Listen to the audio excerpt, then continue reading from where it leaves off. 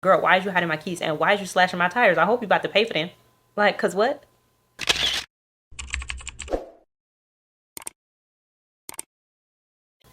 Hey y'all, welcome and or welcome back to my channel. My name is Janae, if you didn't know, and today's video is another true crime episode. So if you're ready, let's go. Alright y'all, so y'all are the cutest, y'all are the best. I absolutely love y'all because when I said that don't nobody be asking me no questions, a couple of y'all came through and asked me a whole lot of questions. So yeah, thank y'all for that. That was dope. I didn't expect that. So yeah, keep them coming. Keep them coming. But yeah, today we just jumping straight into the case. And yeah, let's go. So Rosalind Ross was born on January 17th in 1980. And unfortunately, not much is known about her childhood and growing up. But she was born and raised in Milwaukee, Wisconsin. And she went to Milwaukee Tech High School, which is now Bradley Tech High School, where she was a standout basketball player.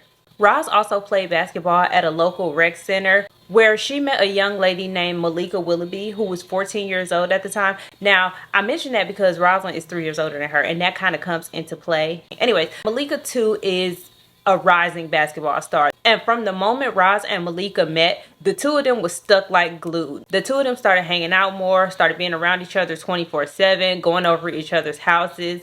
And soon enough, they both ended up realizing that they liked each other a little more than just friends, but they weren't necessarily willing and or ready to tell their respective families that, because this is 1997 and being gay just wasn't as accepted as it is today. And even today, people still be bugging, but that's neither here nor there. Both of them feared that coming out to their families wouldn't be accepted by them. And unfortunately, at least I know for a fact that Roz was correct in her assessment, because when Roz's dad found out that she and Malika were a little bit more than friends, he told her that Malika could not come over to his house anymore, and that if Malika came back, or if that he found out that Malika was still hanging around, or that Roz was still hanging around Malika, Roz would have to get out. And needless to say, Malika was caught back at the house. And Roz's dad stayed true to his word and he put her out. And it's at this point where she moved in with her grandma and still continued to see Malika. Now, like I told y'all in the beginning of this video, Malika is 3 years younger than Roz. So Roz was 17 at the time they met. And so college was in Roz's near future. And she did not want to stay in Milwaukee for college. And once she graduated, she ended up going to Northeastern Oklahoma A&M. And then she later transferred to the University of Oklahoma, where she would play on their basketball team as a Sooner. And once Roz left for college, as expected, things between her and Malika changed.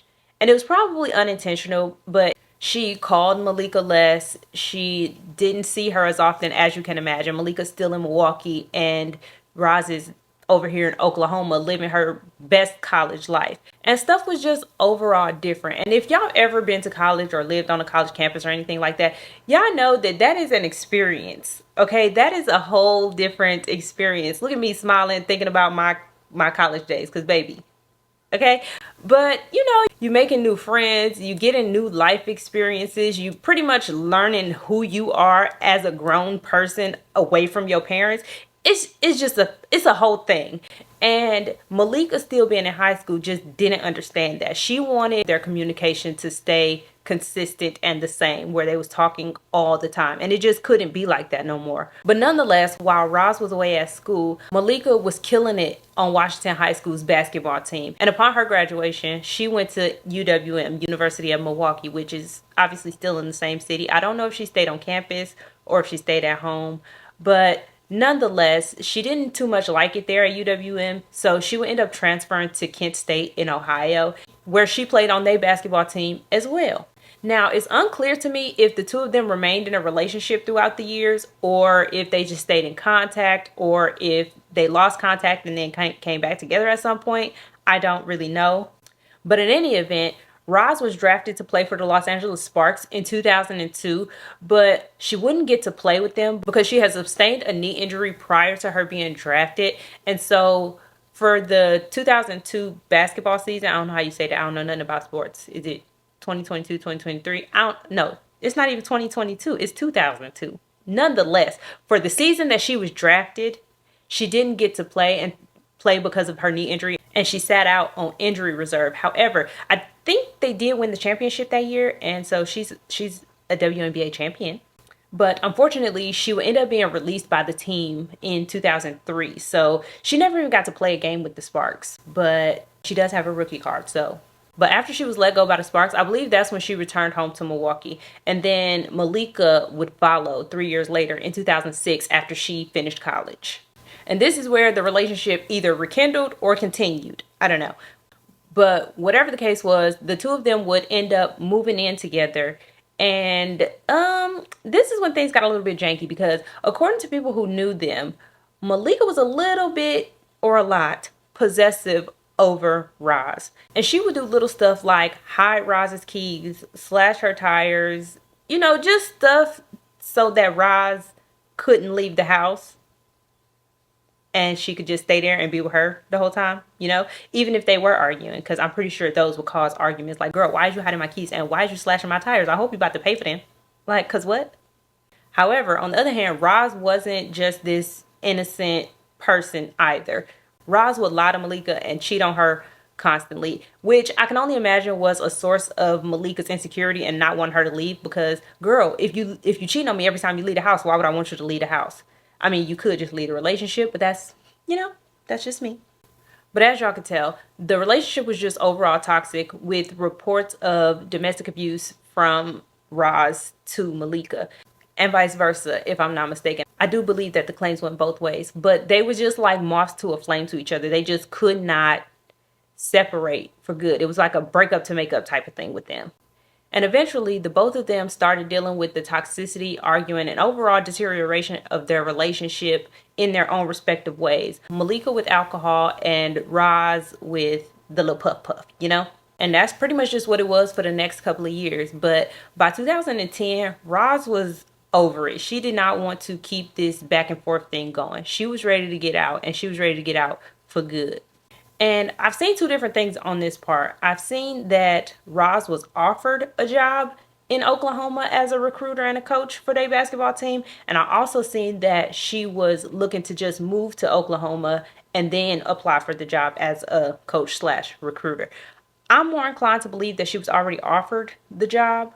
But either way, she planned on leaving Malika for good and moving to Oklahoma to just restart her life. And the plan was to leave on September 19th of 2010. Unfortunately, she never got to follow through with those plans because on September 15th, 4 days before she was supposed to leave, she and Malika would take a trip to Popeyes, the one on 60th and Silver Spring. I don't know if it's on 60th, 61st or something like that, but y'all know the one I'm talking about if you live in Milwaukee, the one that don't never got no chicken or sides. Yeah, them. So when they pull up in the drive-thru, Roz ends up getting a call. And apparently this call is from a young lady who she had previously cheated on Malika with. And she answered the phone. And according to the person who was on the other end of that phone call, Malika is heard yelling at Roz, "Who is that? Who is that?" Trying to figure out who calling you. And Roz is just like, "It's none of your business," yada, yada, yada, and tells this person, "I'm gonna have to call you back." And it's believed that this phone call is what started the argument that led to the next couple of events. And I saw a little piece of the video footage, and I also read a description of what's happening. And in this video, you could see Malika pretty much going crazy on Roz. She's hitting her, punching her. You could just see like stuff like this in the video from Malika to Roz. And at some point, Roz speeds around the corner. So from the call box towards, the pay window. And there's another car at the pay window. And Roz stops behind them, but she's not in, I don't know, she's off to the side. She's not like directly behind them, right? I hope I'm explaining that correctly. But nonetheless, a couple seconds later, you can see Malika get out of the car, walk around the back of the car, and go to the driver's side window where Roz is sitting. And not too long after she reaches the driver's side, she reaches into the window and shoots Roz point blank range. Now, some people, Malika's mom, according to a document that I read of her trying to sue somebody, she thinks that the shooting is accidental. But in my opinion, just based off of what I saw, based off of the video evidence, I do not think that that shooting was accidental at all. But, you know, that's just my opinion. But nonetheless, accident or not, Popeye's employees were the ones who called the police because Malika did not. And when the police got there, 30-year-old Rosalind Ross was pronounced deceased at the scene, and 27-year-old Malika Willoughby was arrested on the scene.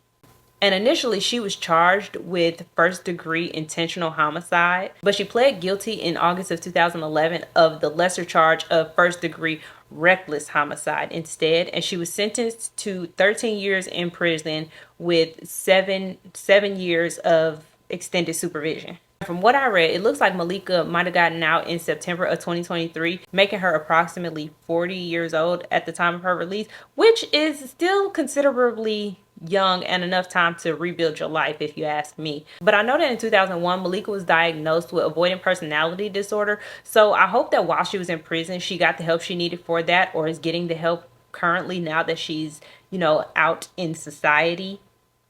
But who's to say? Man, I can only imagine how it must feel for Roz's family knowing that Malika got out in 13 years. I mean, I don't know. That just don't seem like a lot of time to me. That just does not seem like enough time to me. And I don't know Roz. So I can only imagine how her family feels knowing that Malika is out. I mean, yes, she got 7 years of suspended or extended supervision, but like she's out in the world, and Roz, their daughter, their friend, their sister, cousin, she don't get a second chance at life. Yeah. But yeah, y'all, that is all I have for today's case. Thank you all so very much for watching. Don't forget to like, comment, and subscribe, and I will see you all in the next one. This lemonade fire. I did that. They formed a very close friendship and bond with and unfortunately, at least one of them, for a fact, I know was, and for one of them, no, because one time her dad found, I believe it was a note that she ended up going to Northeastern Oklahoma A&M. She ended up going to, damn, where she became a Sooner, and where she would play basketball, where she played on a basketball team. But nonetheless, but Malika with the little flask of alcohol all the time. So they pull up